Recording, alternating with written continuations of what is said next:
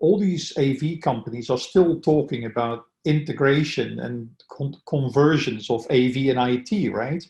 I mean, for us, that's something that we finished 15 years ago. For us, we've done virtually nothing other than mostly computer-based systems for however long. That for us was normal.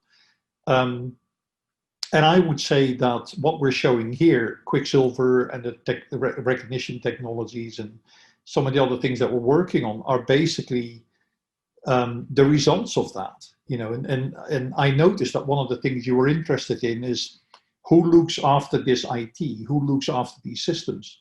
Well, that's an interesting point. And that is something that we also addressed 15 plus years ago, because we looked at the time and we said, look, most clients no longer have a permanent AV tech on site. It just doesn't happen anymore. There's a few museums that can still afford it because they're large enough and they do some of the stuff in-house, so they still have their own AV techs. But most people don't. And if you wanted to get hold of an AV tech, I wish you luck to find anybody who's willing to sit there and look after a museum.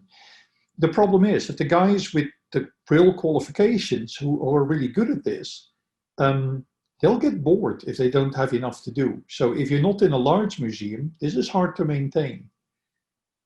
If you're going to get somebody that is willing and capable of looking after this, they're more likely to have an IT background than they are to have an AV background.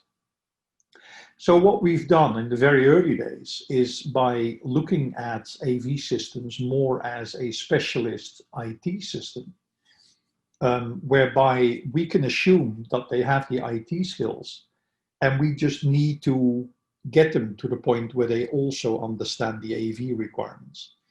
And to some extent, that's still the same, but with something like QuickSilver,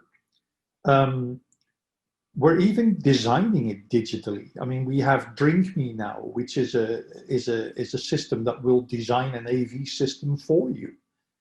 So the whole thing just rolls out complete with IP addresses, and your show programmer already has all of your drivers and everything set up for your exhibits. We already have a drive where you have a folder per exhibit. It's all set up for you. So this whole process results in something that somebody with an IT background will feel completely natural about. Hey, okay, I get what this is.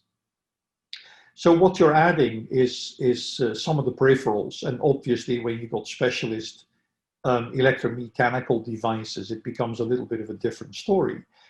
But on the whole, you're going to find that the average AV system, certainly the ones that we turn out, are mostly maintainable by somebody with some IT knowledge.